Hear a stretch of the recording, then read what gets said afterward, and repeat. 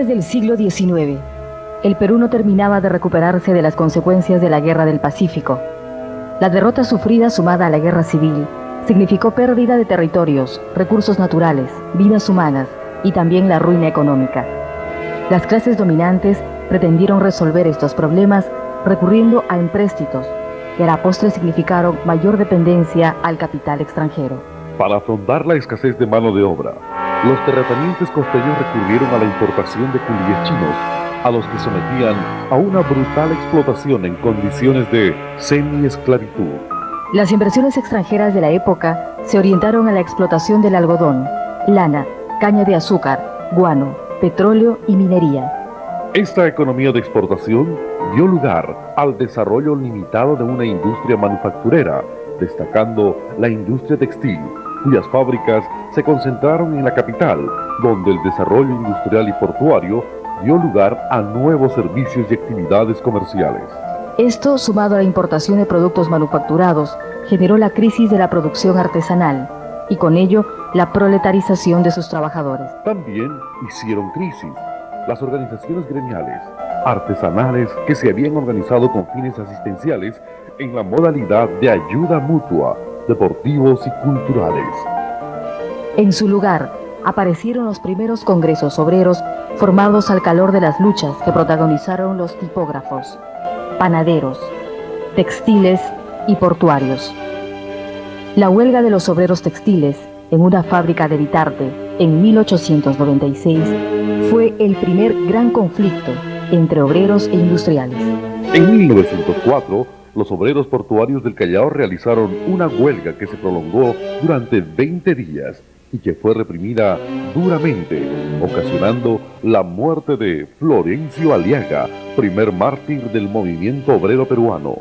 En 1905, con motivo de las celebraciones del 1 de mayo, se acordó iniciar la lucha por la jornada laboral de las 8 horas.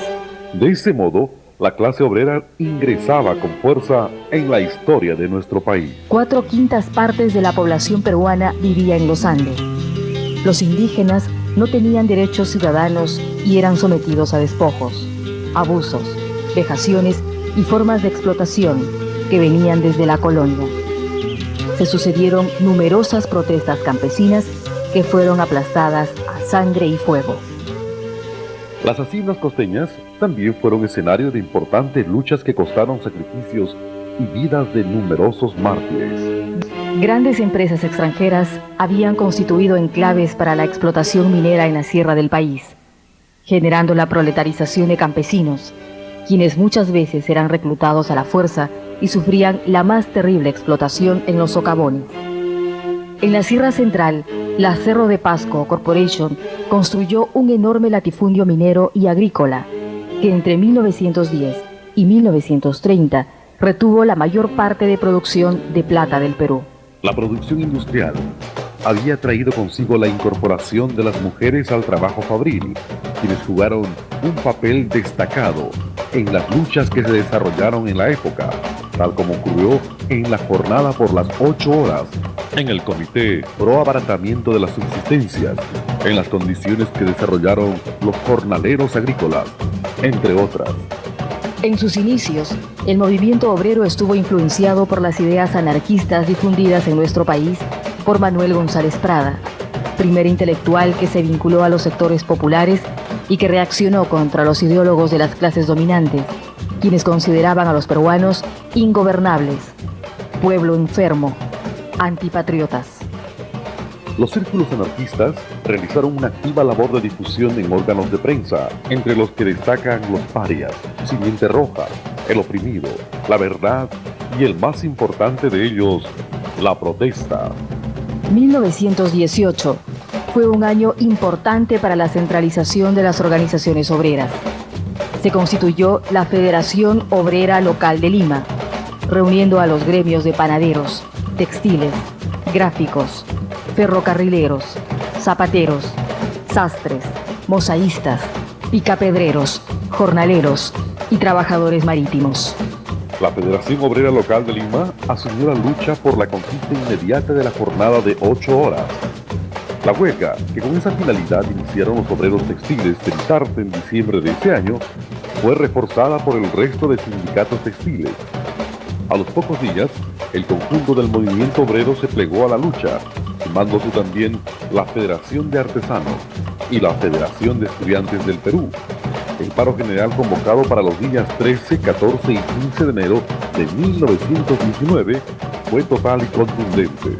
El gobierno de turno respondió con una brutal represión. Se clausuraron los medios de prensa obreros, se detuvieron dirigentes, se suspendieron las garantías individuales y se ordenó la intervención de las fuerzas militares, que irrumpieron a sablazos en las manifestaciones. La combatividad obrera, a la cabeza de los sectores populares, pudo más y el gobierno se vio obligado a negociar. Finalmente, el presidente Pardo, el 15 de enero, decretó la jornada laboral de 8 horas. La conquista de la jornada de las 8 horas marca un hito importante en la historia del movimiento obrero en nuestro país, pero demostró asimismo los límites de las ideas anarquistas, que postulaban el sindicalismo revolucionario como gestor de la revolución desde los sindicatos y la huelga general como antesala de la revolución social. La Primera Guerra Mundial había convulsionado al mundo capitalista y la revolución bolchevique de octubre de 1917 señalaba nuevos derroteros en la lucha por la emancipación de los trabajadores. En 1919, Mariátegui fue desterrado por el gobierno de Leguía, debido a su oposición al régimen y apoyo a la lucha de los trabajadores. En Europa, se nutrió de las ideas socialistas y conoció de cerca los movimientos revolucionarios que se desarrollaban bajo el influjo de la Revolución de Octubre. El Amauta retornó al Perú con el claro propósito de contribuir a la construcción del socialismo peruano. Uno de sus primeros pasos fue vincularse a la Universidad Popular González Prada, donde toma contacto con los obreros y dicta conferencias sobre la historia de la crisis mundial. En 1924, la salud de Mariátegui se vio seriamente afectada, al punto que para salvarle la vida le amputan una pierna. Después de una corta convalecencia, acechado por la enfermedad y la pobreza, el Amauta retomó las tareas que se había impuesto. Desarrolló una intensa actividad intelectual, política, cultural y organizativa para poner los cimientos del socialismo peruano. Colabora con las revistas Mundial y Variedades. En 1925 publica La Escena Contemporánea. En septiembre de 1926 funda Amauta. En 1928 edita Labor.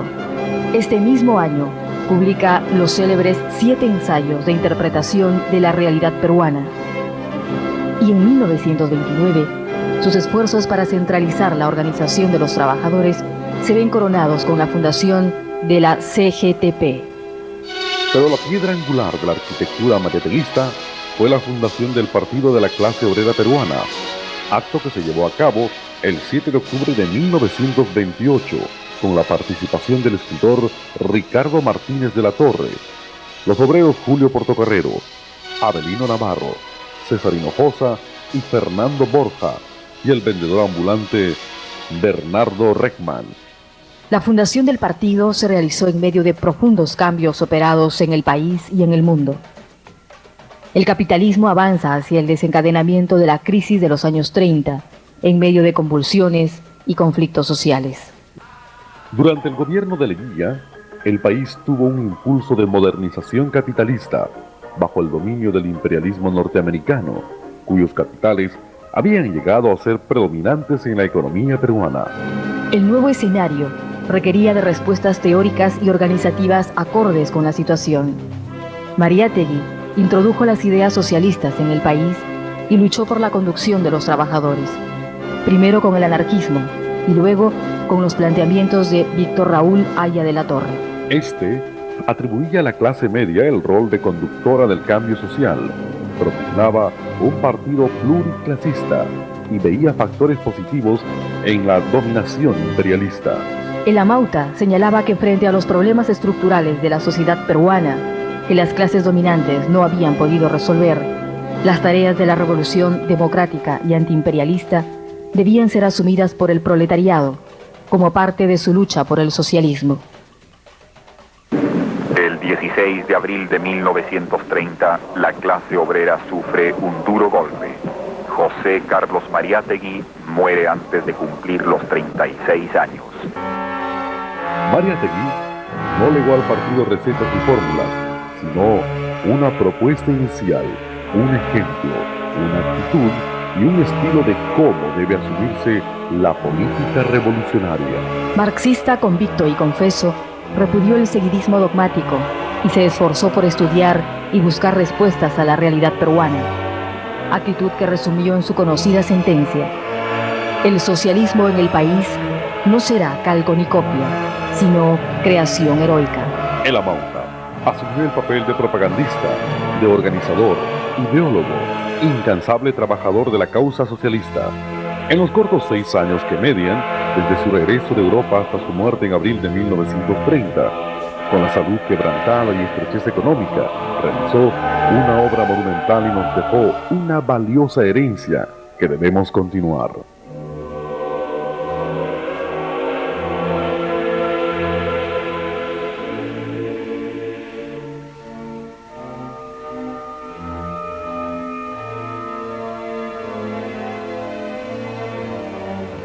La prematura muerte de Mariátegui significó un duro golpe para el partido. El núcleo de dirigentes encabezados por Eudosio Rabines, que asumieron la conducción, no habían asimilado plenamente el marxismo, ni contaban con la solvencia intelectual de la Amauta. Esas limitaciones se revelaron pronto, cuando tuvieron que conducir al partido en un escenario sumamente complejo de la lucha de clases de esa época.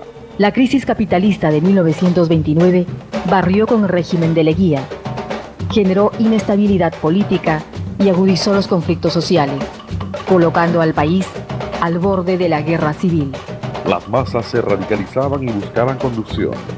Se abrieron condiciones excepcionales para el crecimiento del partido y para generar en el país una corriente de pensamiento favorable al socialismo y la revolución.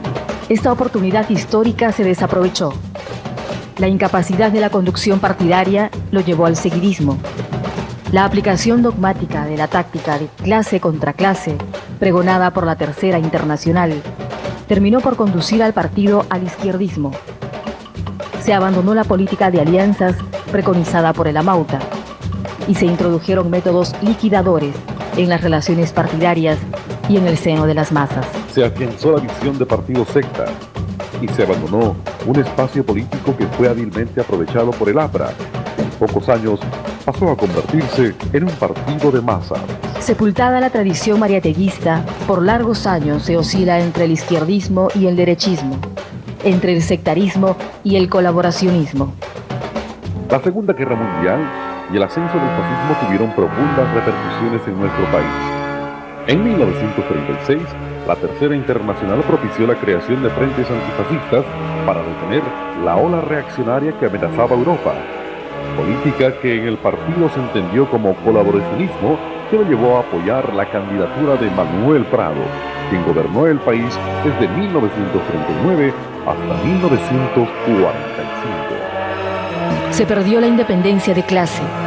En el movimiento sindical se practicó el broderismo, es decir, el sindicalismo amarillo que se había impuesto en Estados Unidos y que con el argumento de fortalecer los esfuerzos de guerra de los países aliados contra el fascismo, propugnaba la colaboración de clases y la paz social. Esta pérdida de rumbo, junto al inadecuado tratamiento de las contradicciones internas, debilitaron el partido. El primer y segundo Congreso Nacionales, realizados en 1942 y 1948, confirmaron su incapacidad para comprender los cambios que se operaban en el país y trazar una estrategia y una táctica certera. Sin una política de principios, las disputas internas se tornaron en política menuda, en un terreno donde el izquierdismo y reformismo crecían, uno junto al otro.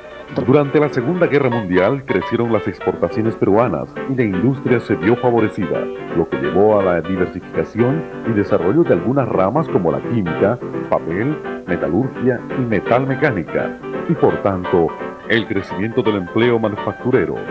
No obstante, el alza del costo de vida fue significativo. Los salarios se mantuvieron congelados y se produjeron crecientes protestas populares. En 1948, Manuel Odría, alentado por los exportadores, encabezó un golpe militar contra el régimen de Bustamante y Rivero, que se había sumido en una crisis política. El golpe pretendía también controlar el movimiento popular que se estaba recuperando desde 1940. Durante la dictadura de Odría, el país vivió un nuevo momento de modernización capitalista, como efecto de las exportaciones favorecidas durante la Guerra de Corea y bajo el impulso del imperialismo norteamericano que atravesaba un ciclo de expansión luego de la Segunda Guerra Mundial. Las inversiones norteamericanas se orientaron principalmente a la explotación del petróleo, minería y electricidad. La política económica del régimen alentó la importación de alimentos y la concentración del capital en la agricultura costeña de exportación, lo cual golpeó duramente a la economía campesina y la producción terrateniente. La crisis agraria originó grandes oleadas migratorias del campo a la ciudad, a la par que se desarrollaban crecientes movilizaciones campesinas contra el latifundio. La dictadura, pretendiendo garantizar la paz social para facilitar las inversiones extranjeras, persiguió al partido y al APRA y reprimió ferozmente al movimiento popular, lo que complementó con el clientelismo y el divisionismo en las filas del pueblo. El régimen de Odría, como es frecuente en nuestro país, cayó sumido en una aguda crisis política y arrinconado por una oleada de protestas populares que comprometieron al movimiento obrero y estudiantil, a los campesinos, a los empleados estatales e incluso a sectores de la burguesía regionales afectadas por el modelo. Sin embargo, el proceso de modernización capitalista continuó con los gobiernos de Manuel Prado, la Junta Militar de Pérez Godoy y el régimen de Belaúnde. Se instalan plantas de ensamblaje. Se desarrolla la industria metalmecánica. Cobran importancia los puertos de la costa como consecuencia del boom de la pesca. Se inicia la industria siderúrgica y se crean algunos parques industriales en provincias, incrementándose las actividades en la construcción, transporte, comercio y servicios. Nuevos contingentes de obreros y trabajadores, muchos de ellos calificados, aparecieron en escena, con sus propias demandas y requerimientos. Las ciudades de la costa crecieron y con ello los reclamos de sus pobladores que exigieron vivienda y servicios. En el campo, la lucha contra el latifundio cobró fuerza y las tomas de tierra se multiplican. Esta ola de ascenso de las luchas populares se prolongó hasta el golpe militar de Velasco Alvarado. En este proceso se va afirmando una autonomía de clase de los trabajadores y el cuestionamiento a conducciones conciliadoras, abriéndose paso, en medio de dificultades, las condiciones para el resurgimiento del movimiento clasista.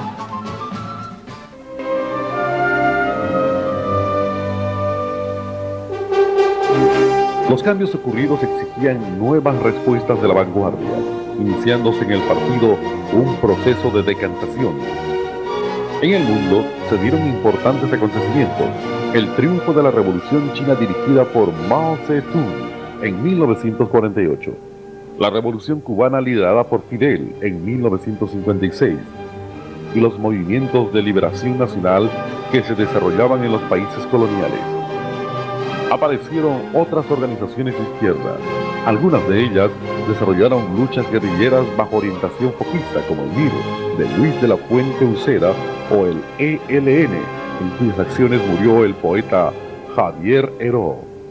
La polémica y posterior ruptura en 1963 entre el Partido Comunista de la Unión Soviética y el Partido Comunista de China sirvió como catalizador de las contradicciones internas que llevaron a la división orgánica del partido en la Cuarta Conferencia Nacional realizada en 1964. Pero cuando se produce la ruptura, me buscan quienes asumían una postura crítica de la corriente dominante en el partido de orientación prosoviética. Comenzó a discutirse, ¿no?, la vía de la revolución. En ese momento el secretario general del partido era Jorge del Prado, estaba con Raúl Acosta.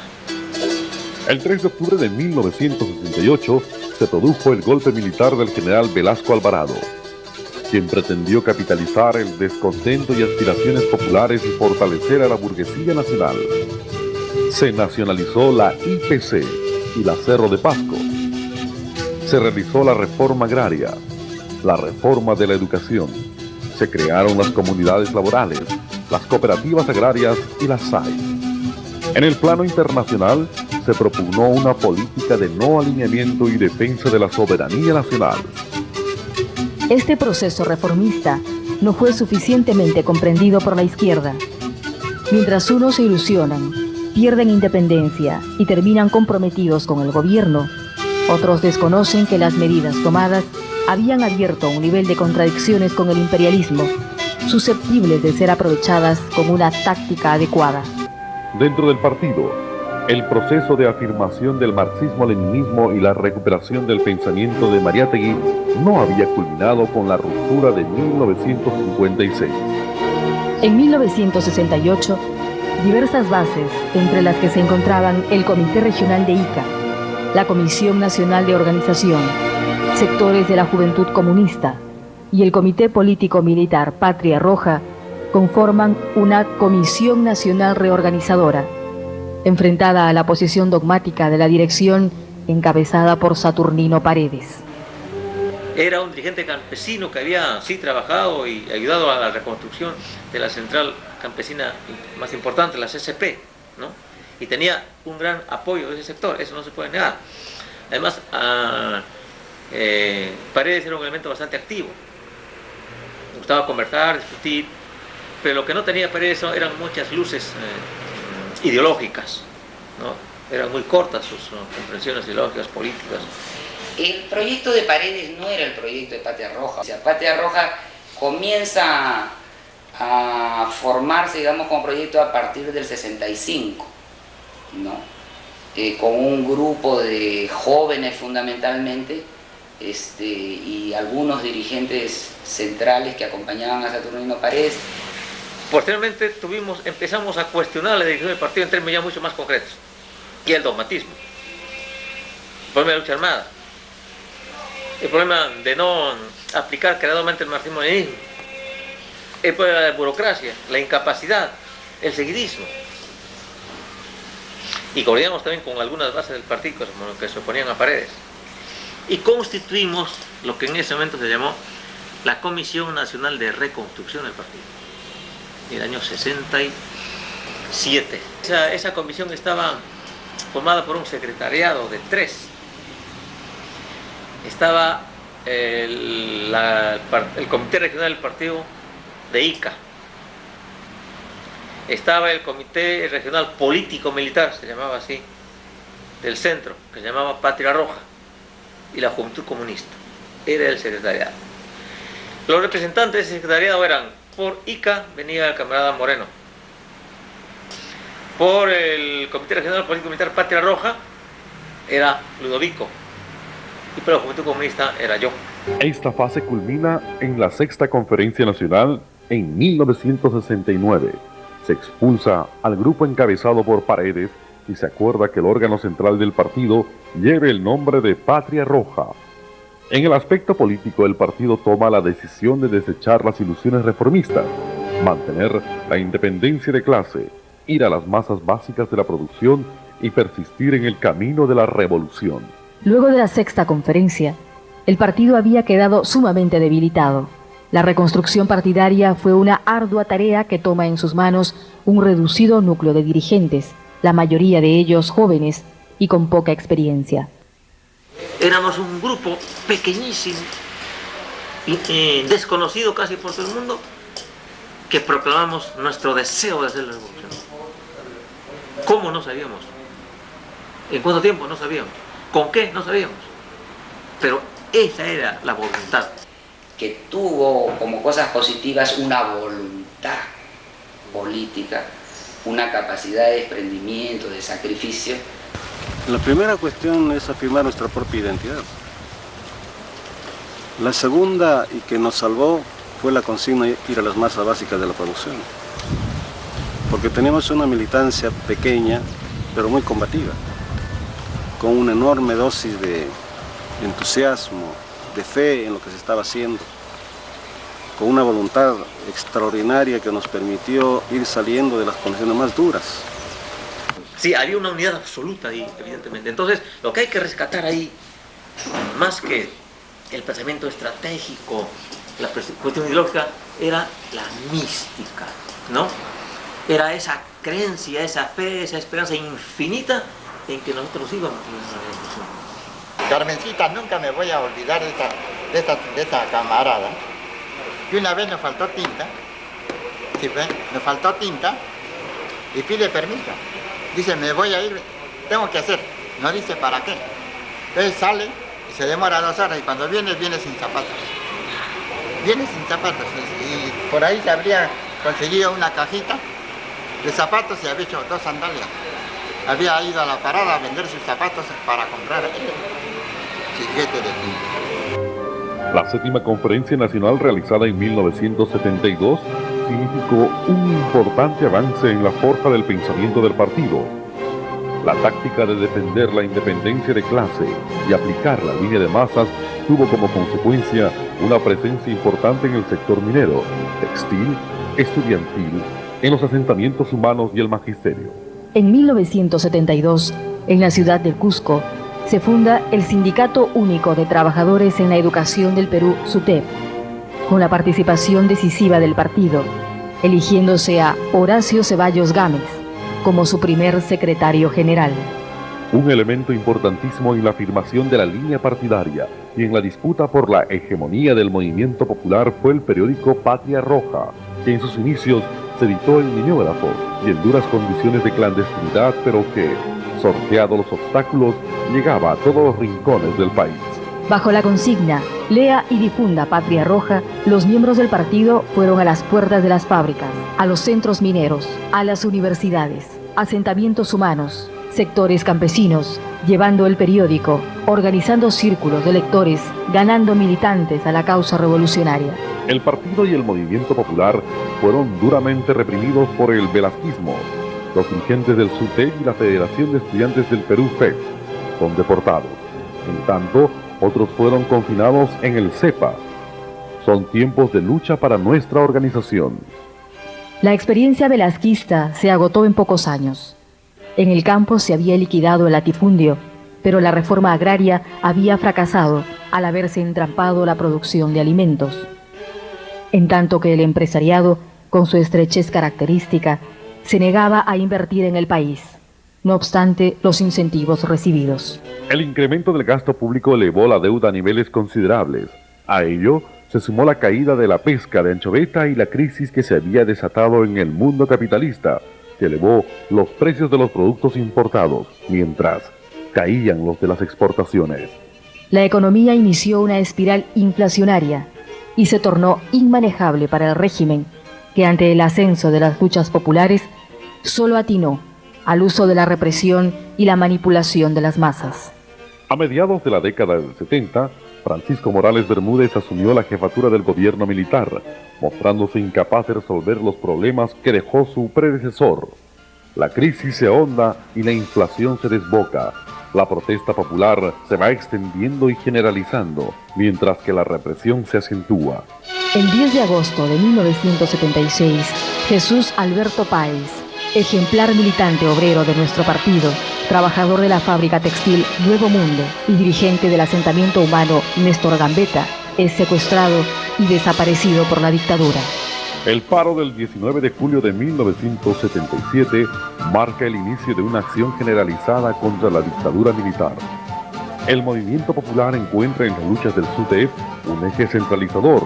En ese proceso el pueblo va creando nuevas formas de organización y lucha. Aparecen los frentes de defensa, las asambleas populares y la autodefensa de masas, genuinas expresiones de democracia directa que nuestro partido valora y promueve. La situación insostenible de la dictadura la obliga a convocar a una asamblea constituyente en 1978 como paso previo al retiro a sus cuarteles.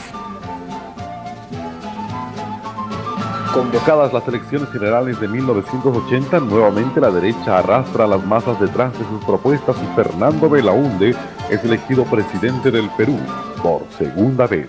En 1979, el partido orienta la formación de la Unión de Izquierda Revolucionaria, UNIR, que se convierte en un referente importante para los sectores populares. La izquierda, luego de un intento unitario que fracasa, participa dividida en las elecciones de 1980. En la participación electoral UNIR llevó como candidatos a los compañeros Horacio Ceballos, Rolando Breña y Castro Lavarello, obteniendo la más alta votación de la izquierda y una importante presencia en el Parlamento. A mediados de 1980 se conforma Izquierda Unida, logrando congregar a las organizaciones más representativas de la izquierda peruana. Se elige a Alfonso Barrantes Lingán como su primer presidente, quien representa a IU como candidato a la Municipalidad de Lima en las elecciones municipales de noviembre de ese año. En mayo de ese mismo año, Sendero Luminoso inicia sus acciones violentistas. Este hecho tendría profundas repercusiones para el país y para el desarrollo de la izquierda. En poco tiempo se demuestra que el senderismo quiso forzar la realidad y acomodarla a sus esquemas, degenerando rápidamente en un grupo sanguinario. Hizo del terror, el miedo y la violencia ciega sus métodos predilectos. Nuestro partido lidia desde el principio contra esta organización que se proclama marxista y seguidora de Mao, pero también contra las clases dominantes que usaron como pretexto la amenaza senderista para arremeter contra el conjunto de la izquierda y el movimiento popular, poniendo en marcha una guerra sucia que se inicia en el gobierno de Belaúnde y se prolonga durante el gobierno de Alan García y el fujimorismo. El resultado: decenas de miles de víctimas, la mayor parte de ellas campesinos. Numerosos militantes del partido cayeron víctimas de la intolerancia y la barbarie desatada por las Fuerzas Armadas, los grupos paramilitares y por Sendero Luminoso.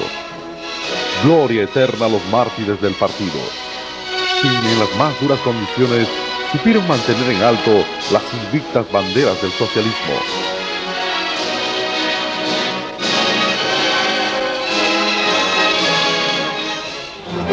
El periodo de reconstrucción partidaria, iniciado en la Sexta Conferencia, culminó con el Quinto Congreso Nacional, realizado en abril de 1984.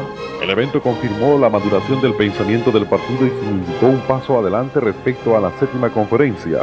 Se evidencia particularmente en el análisis de la evolución de la sociedad peruana y de las clases sociales, en la formulación de la estrategia general tomando en cuenta las tareas irresueltas por las clases dominantes, en la formulación de principios como pensar con cabeza propia y buscar la verdad en los hechos, en la valoración de la democracia directa. En términos orgánicos, el partido había extendido su presencia a lo largo y ancho del territorio nacional. Contaba asimismo con un importante espacio político, reflejado en su presencia dentro de las organizaciones populares, su capacidad de convocatoria de masas en la representación legal en el Parlamento, municipios y gobiernos regionales. Tanto el régimen belaundista como el de Alan García se mostraron incapaces de resolver la crisis y culminan sus mandatos en medio de repudio y descontento de la población. El movimiento popular, sin embargo, había iniciado una fase de repliegue que se acentuó con la aplicación del modelo neoliberal que destruyó el tejido social y debilitó el movimiento sindical. La izquierda se coloca a la defensiva. El derrumbe de Izquierda Unida y la incapacidad para aglutinar al movimiento popular más allá de los límites del sindicalismo frustran las expectativas populares y facilitan la ofensiva neoliberal que cobra fuerza con el gobierno de Fujimori. Esta ofensiva sacó provecho de la debacle de la ex Unión Soviética y el repudio que había ocasionado el senderismo para enfilar contra el conjunto de la izquierda y el pensamiento socialista.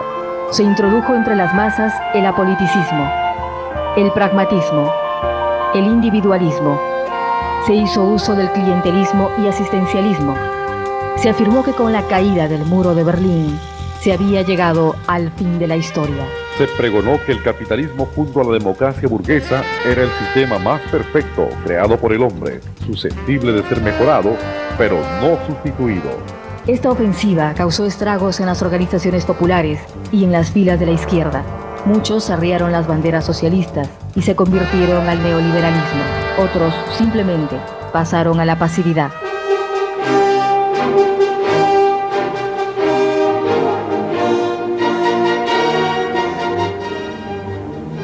En estas condiciones adversas, El sexto Congreso Nacional, realizado en abril de 1994, tuvo el mérito de ratificar la línea marxista-leninista en el partido y su lucha inaplazable por el socialismo y el comunismo.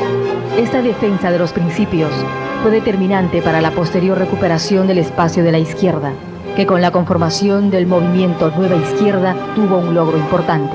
El sexto Congreso además aprobó la tesis del nuevo curso, la reconstrucción partidaria, definió la necesidad de darle importancia al trabajo juvenil, que tuvo como efecto la organización de Juventud Popular. Una de las principales conclusiones del Congreso fue admitir que la izquierda había sufrido una derrota ideológica por parte del neoliberalismo. De acuerdo con ello, definió una táctica de resistencia activa y defensa de los espacios conquistados. El séptimo Congreso Nacional, realizado en noviembre del 2000, hace un análisis detallado de los cambios ocurridos en el escenario nacional e internacional. Valora las consecuencias de la globalización imperialista apuntalada por la revolución científica y tecnológica, manifestando que el dilema de nuestra época sigue siendo capitalismo o socialismo. Desarrolla las tesis principales del sexto Congreso y dota al partido de un nuevo programa. Los acuerdos del séptimo Congreso constituyen un avance teórico de suma importancia que posibilitan al partido colocarse de cara a los retos del siglo XXI. El enriquecimiento de la tesis del nuevo curso, que en el Congreso pasa a convertirse en la táctica general, representa una conquista excepcional para el partido, que le permite superar el viejo problema de la relación entre estrategia y táctica, y lo reubica en un nuevo escenario de discusión programática, preparándolo para entablar de mejor manera la lucha de ideas. Las reflexiones y aportes que vienen haciéndose sobre el proyecto nacional, la constitución política del país, descentralización, han sido posibles gracias a la adopción de la táctica del nuevo curso. Otras decisiones importantes del séptimo Congreso fueron trabajar con mayor fuerza con la clase obrera, incorporando con audacia sus elementos más avanzados a las filas del partido. Decidir la construcción de la Juventud Comunista del Perú. Fortalecer el trabajo del movimiento Nueva Izquierda, que ha logrado su inscripción en el registro electoral. Reorientar el trabajo partidario en el magisterio, sector que en los últimos meses ha venido recuperándose y protagonizando importantes jornadas de lucha.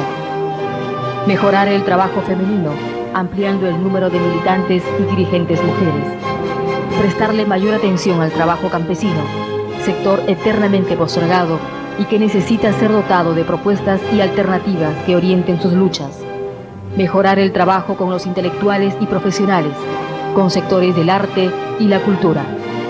El Congreso constató además el entrampamiento en que se hallaba la dictadura sanguinaria y corrupta de Fujimori y Montesinos, el fracaso del modelo neoliberal que había hundido al país en su lugar de generar el desarrollo prometido, la disposición a la lucha de crecientes sectores populares. Pocos meses después se derrumba el régimen y el dictador huye del país.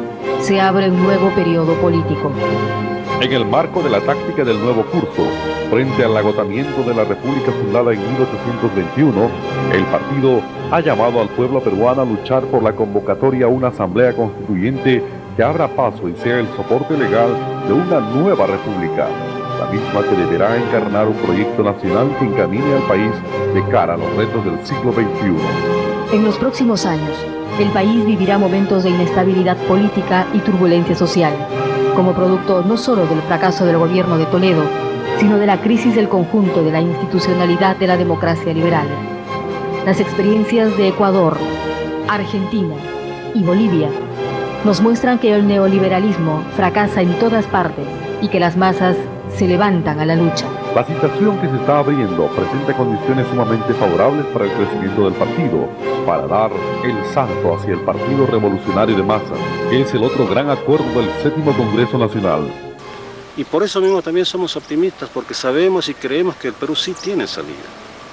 Sí puede salir de este atascadero histórico en que nos han colocado clases dominantes ineptas. Hay que enrostrarles, son 182 años de vida republicana de la cual tienen que responder. Un partido revolucionario de masas que supere la visión de partido secta, encerrado en sí mismo, y que asuma la política grande con visión de país, capaz de trabajar con una visión de conjunto y de largo plazo. El partido partido a mí me ha ayudado en el sentido de crecimiento no solo personal, sino colectivo. Un partido revolucionario de masas que esté construido a lo largo y ancho del territorio nacional. Grande, no solo por el número de sus cuadros y militantes, sino también por su influencia ideológica, política, cultural y ética en la sociedad. Bueno, el proletariado necesita un partido, ¿no? Y para eso está el Partido Comunista del Perú. Esto es lo que soy ahora, se lo debo al partido. Un partido que esté insertado en el movimiento popular, que cuente con un espacio político propio, con vocación de gobierno y poder, conocedor de la realidad del país y solvente en la lucha programática.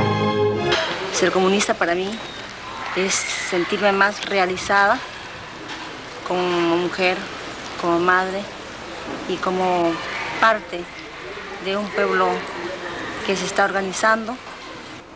Ser comunista significa tener un compromiso con los trabajadores, el pueblo, con nuestra sociedad y el país en la búsqueda de la transformación y el cambio social y estar al servicio de las masas. Un partido hábil en la conducción táctica y consecuente con la estrategia desburocratizado y con sentido práctico y de realización.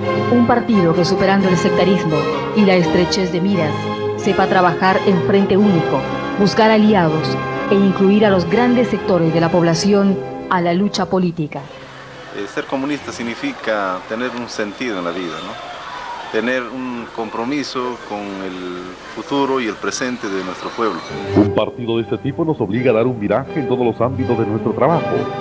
La estructura organizativa, el trabajo económico, la propaganda, la labor formativa, las relaciones internas, los métodos y estilos, todo ello debe estar en función de hacer del nuestro un partido revolucionario de masas. En el partido hemos encontrado una fórmula de vida donde sin esos bienes se puede vivir también feliz, tranquilo y pensar en la solidaridad, pensar en la vida, en el ser humano, ¿no? Bueno, en el partido sí, porque de tal manera podemos reconstruir al país de tantas décadas que hemos venido, que hemos sido frustrados de un gobierno neoliberal. Han transcurrido 75 años de fundado el partido. El camino de su construcción ha sido complejo y difícil, con marchas y contramarchas, avances y retrocesos. Se han cometido errores y tenido aciertos. Hemos sufrido derrotas y ganado victorias. Hubo etapas oscuras, pero también esplendorosas. Para nosotros el partido es la única alternativa. ¿Con qué fin? De defendernos de este capitalismo salvaje.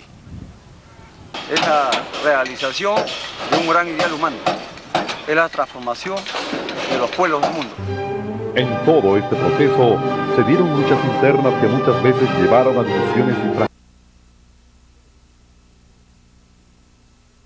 Hubieron quienes se abandonaron el marxismo y se deslizaron al oportunismo, pero siempre existieron comunistas honestos, dirigentes y militantes anónimos que no perdieron la fe y cuyo trabajo permitió la recuperación del glorioso partido fundado por el Amauta. ¡Patria Nostra! Soy militante del Partido Comunista. Vengo de allá, de los rincones de nuestro partido, de los rincones que nos creó José Carlos Mariátegui. Y no entre viejo, entre joven. Por tanto, pienso, compañeros, que nuestra lealtad, nuestra fidelidad a nuestro pueblo descansa sobre la base de que tengamos un buen partido. Somos un país diverso y con recursos suficientes para salir adelante. Contamos con variedad de climas, de culturas, de lenguas y de etnias, con un legado histórico milenario, con un pueblo trabajador que lucha por sus derechos y que aspira a salir de la postración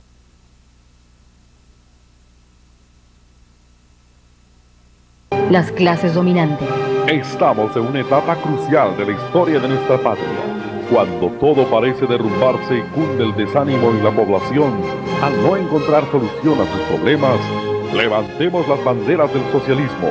Hagamos del nuestro un partido capaz de conducir al país por la senda del bienestar y desarrollo duraderos.